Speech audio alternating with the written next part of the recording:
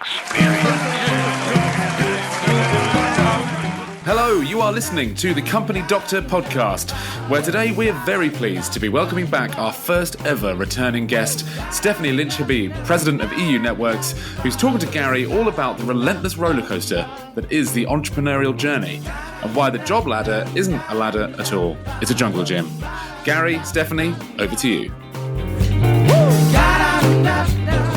Hey Steph, welcome back to the Company Doctor. Thank you very much, Gary. Pleasure. And what a great day to have you on, International Women's Day. And I was really excited to have you back. You're the first guest we've had back. It's so good we needed you twice. Yeah, absolutely. Oh. Yeah, by popular demand, obviously. But your role has changed. And for those that don't know you, I guess the best place to start, Steph, is to introduce yourself and tell us what you do in a brief way. Of course. I'm Stephanie Lynch-Habib. I am the president of euNetworks. euNetworks is a digital bandwidth infrastructure company in Europe, and we do very focused fiber optic networking for targeted sets of customers, and we do it by knocking it out of the park every time across Europe. Wow. What a great elevator pitch. That's fantastic. Thank you. And this all sounds very clever. The episode itself, I'm going to read it because it's going to need explaining, but it's really interesting, especially at this time of people's life. It's a jungle gym, not a ladder. How to ride the waves of your life and career. So I guess the first question is, the episode's about riding the waves of your life and career. What do you mean by that, and why does it matter? Well, I think anyone who has a career path, an ambition, or is ambitious recognizes that they always want something more, right? There's always the next thing. I don't know what more is. More could be more fulfillment at home, right? More could be more responsibility in what I do today in my current function. More could be, I'm going to be the CEO, but somehow you're always in a career trying to juggle a million different things. And I think I'm definitely not the author of this quote, but there's no such thing as a balance is a really, really good, why to, answer to your question, right? Because I think you're always having to compensate one thing for another. And in doing so, whether it be your home life or your career or how you address what you love to do, your passions, your hobbies, nothing can ever stay balanced. So therefore, you're kind of going across ladders, and sometimes you're having a little bit of a fall, and sometimes you're climbing up. And yeah. I got it now. I was going to ask you what because I'm old. I was going to ask you what a jungle gym was. Because, when you said ladder, I'm thinking snakes and ladders. You go up the ladder. Can I tell the story? Can I? Yeah, please.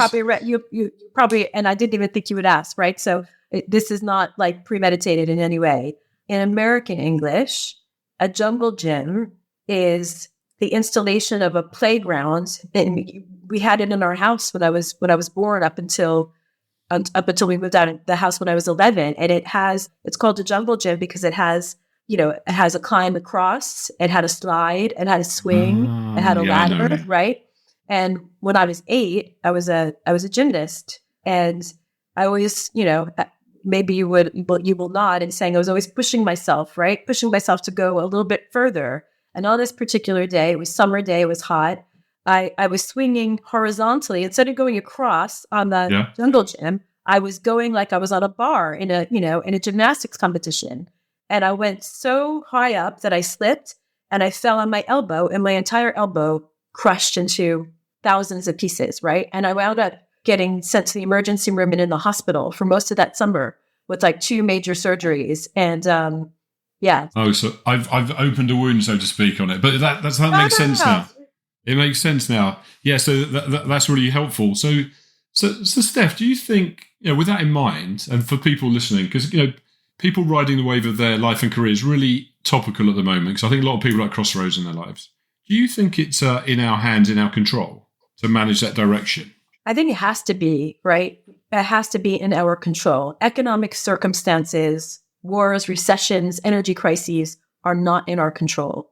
Working for a big multinational firm that has to say goodbye to cherished employees, thousands at a time, is not in our control. But I think the way we digest, process, and move on move onwards, if it's laterally upwards or taking a pause, is in our control. And that's a bit, probably a bit high level to say, but you have to take control of your mind, right? First and foremost. And in these moments, in these tough moments, who else do you count on besides yourself, right? And a few close friends or family or colleagues to help you get through it. But it has to be your will and your, and your want to what goes forward. Yeah, and I absolutely agree with that, because I'm always a believer in you control your own path.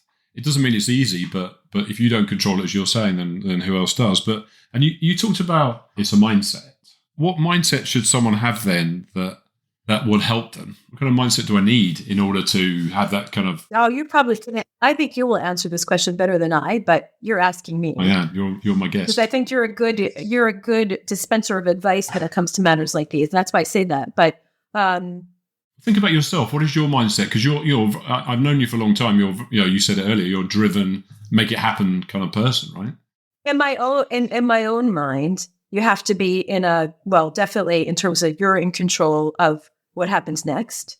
You also have to have determination, right? To decide what it is you want to do, right? If you're at a crossroads of some sort, right? Or if you were put in you unwillingly or unknowingly were put in a difficult situation, then what are you doing about pulling yourself up and moving on, right? And that's like nice advice to give. It's harder to practice when we're not maybe in a healthy mindset or we're having troubles at work. But I do believe that perseverance, determination, our work have to be part of, the solution and what's next in anybody's, they say right in a sales cycle, it's really easy when you're on a high and you're winning tons of deals to keep winning on a high.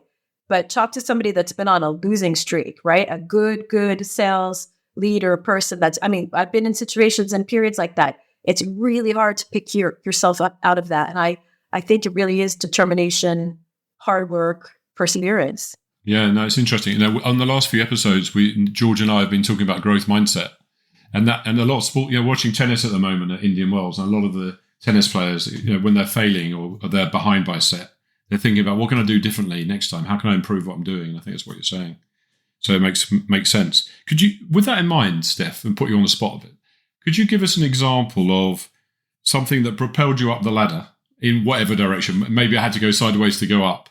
And maybe an opposite example of when you slid down the snake, to use a snakes and ladders example. Yeah, for sure. When I first got I probably have two examples, but I'm trying to think which is the better one to tell very quickly.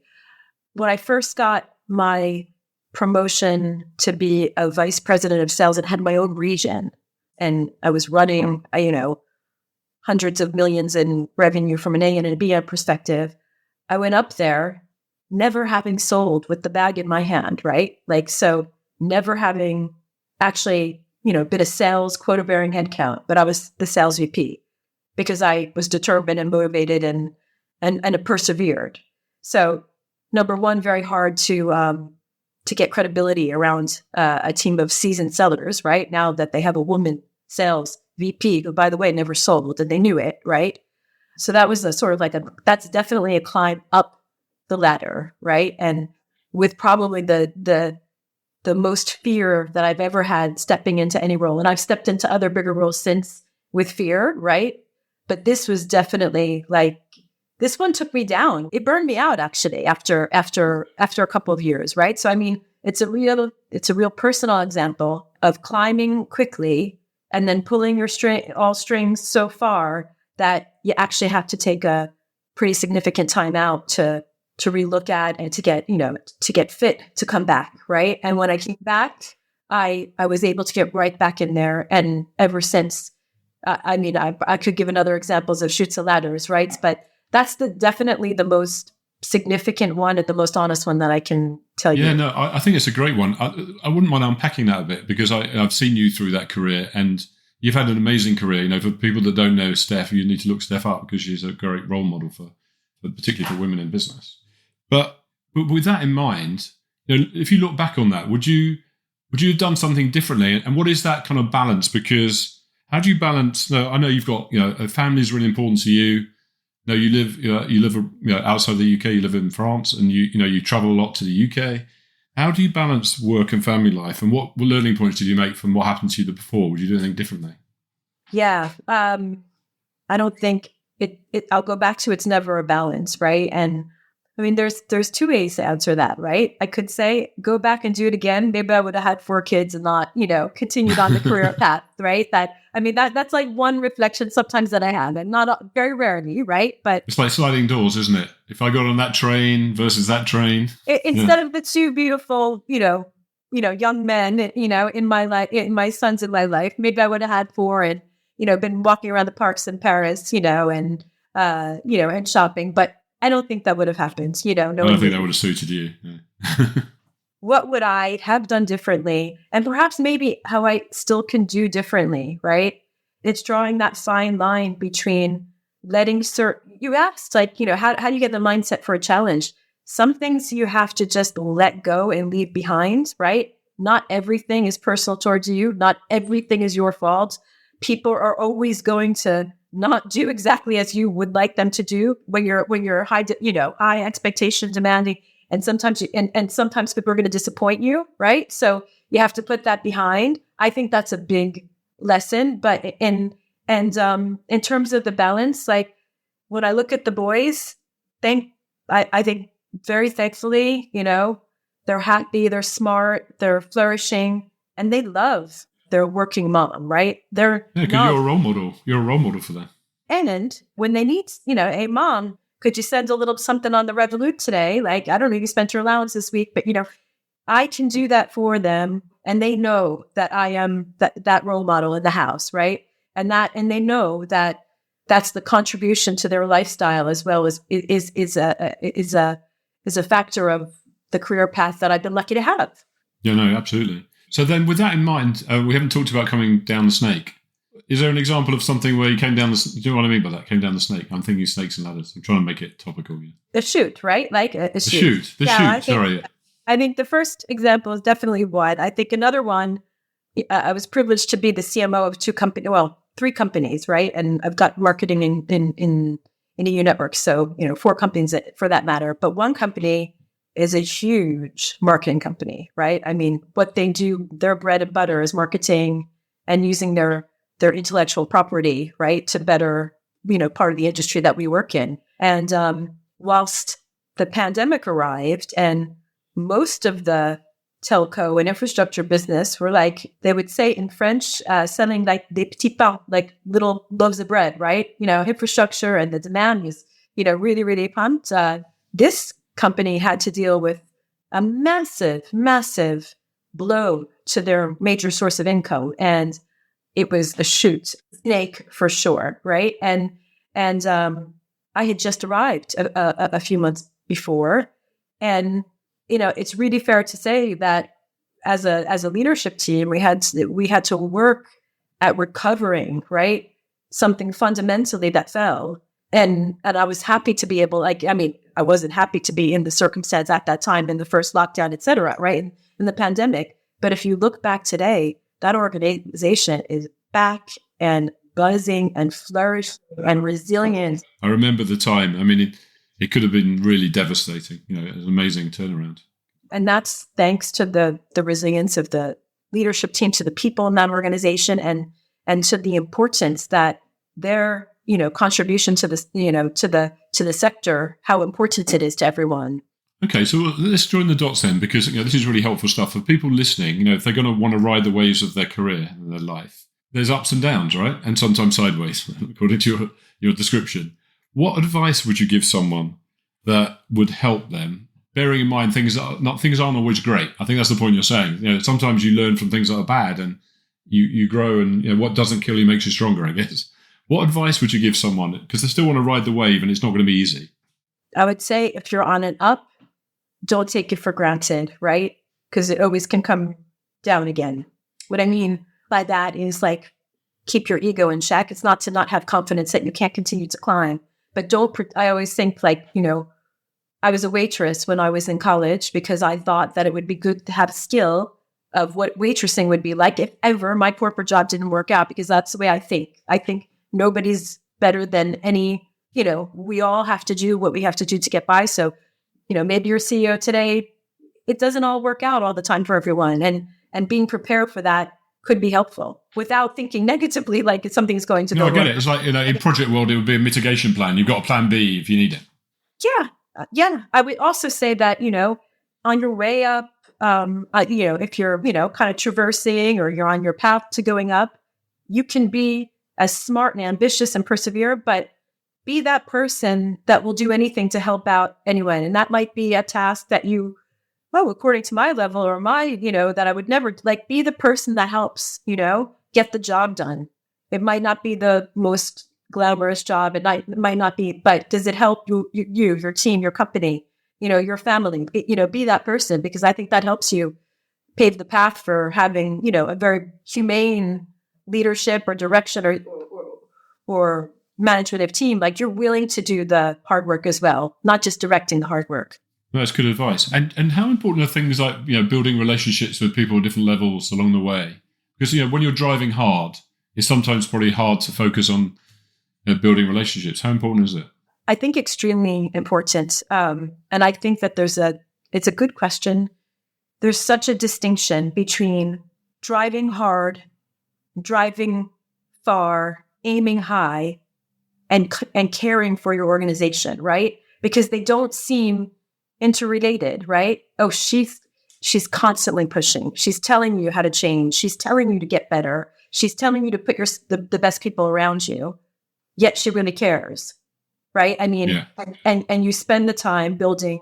And I think, taking feedback from the people that are doing the work every single day when you can. I'm not saying it's always possible. Sometimes I'm sweeping in and out, and, spending time with people that, the contributors of the organization is extremely important, and being transparent and being genuine. Well, that's my advice. Maybe it's not good advice. No, your advice is good advice.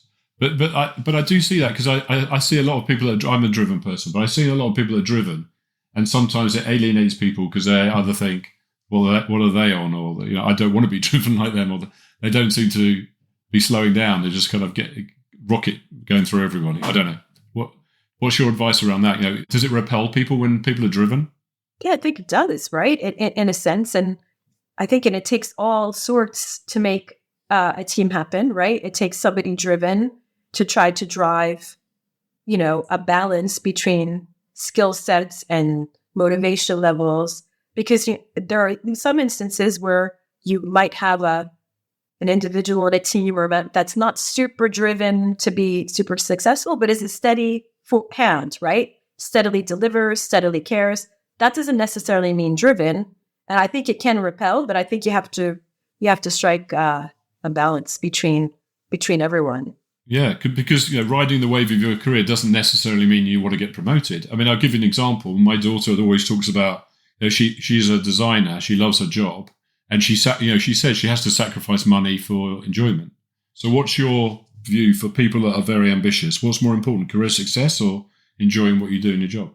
Not for you personally, but I'm just thinking about people listening. What should be more important? I never aimed for the title or the level. It happened, right? It happened because I was enjoying a new challenge every time, and every challenge brought me to a new function or a new level, right? So definitely pursuing what you love. With privilege comes responsibility, right? And that I would definitely caution out people that are thinking about that, because, going back to your question, how do you balance, right? You've as a leader, you take on a job at an international company, right? Living in a different country. I'm signing up for something, right? So you have to be responsible for that. So I would definitely say, be cautious.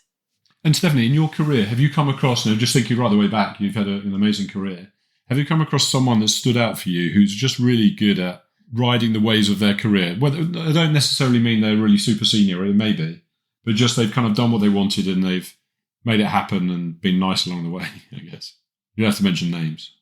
I have 2 or 3 in agency who are all in different places in their careers and their lives, all of whom help mentor me up and help me with the climb and the ladder, like you have, by the way, as well, right? So you're one of them. So that's not a very good descriptor, right? Shall I dive in on? Yeah, I'm just interested to know give me an idea of a person that stood out for you, and maybe you tried to sort of follow their way of working? Because if we can, for people listening, if we can help them ride the waves of their career, I think a lot of people confuse career success with being senior rather than just doing something they enjoy and progressing.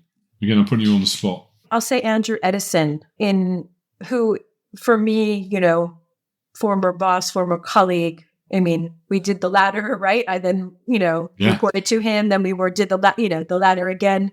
The reason I say that is I think he's one of the most measured, hardworking and content people that I know, right? I mean, in terms of, he's ridden his career in such a lovely way. And at this moment is, enjoying some of his really hard work, right? Many, many years of hard work. He's just, he's a kind man.